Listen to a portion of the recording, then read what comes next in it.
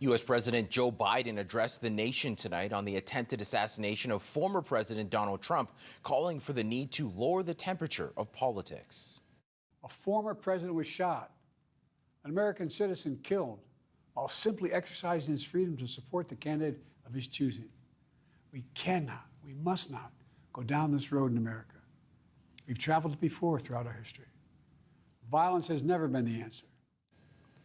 Biden says he spoke with Trump last night and is grateful he's doing well. The FBI continues to investigate after a lone gunman attempted to assassinate Trump during a campaign rally. Karling Donoghue joins us with the details of how the incident unfolded, plus the growing condemnation from world leaders.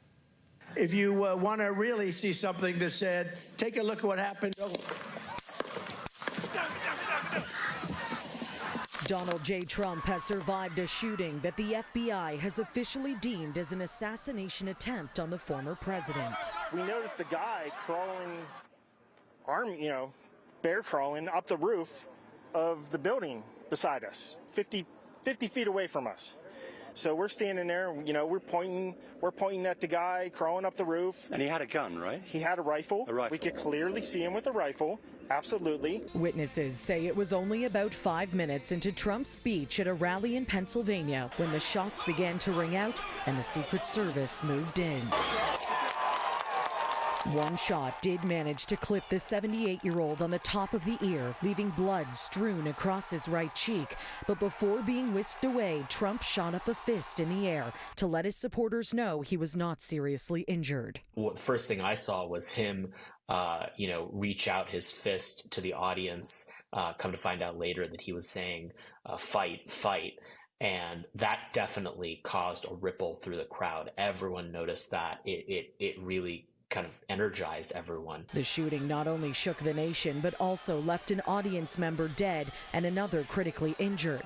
The shooter was also killed on site by agents who say he's been identified as 20-year-old Thomas Matthew Crooks from Bethel Park, Pennsylvania. There's going to be a long investigation into exactly what took place and how the individual was able to get access to the location, what type of weapon he had. All that it is really days, weeks, and months of investigation. President Joe Biden is among the many world leaders responding to the incident. Speaking at a press conference Sunday, Biden thanked law enforcement for their quick response and gave condolences to the victims. There is no place in America for this kind of violence, or any violence for that matter. An assassination attempt is contrary to everything we stand for as a nation, everything. It's not who we are as a nation. It's not America.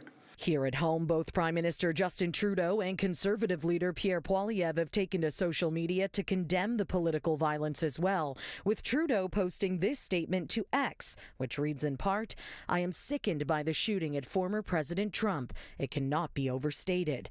Meanwhile, Poilievre posted this message that shared Trudeau's sentiment, but added in a rather blunt line, announcing he's thankful that the shooter is dead. Now, Trump himself has publicly spoken out about the incident. Taking to his Truth Social platform, he posted a statement sending his condolences to the families of the victims and thanking his supporters for their thoughts and prayers. He added that he's not going to let this assassination attempt thwart the rest of his campaign and has committed to an appearance this coming week in Wisconsin.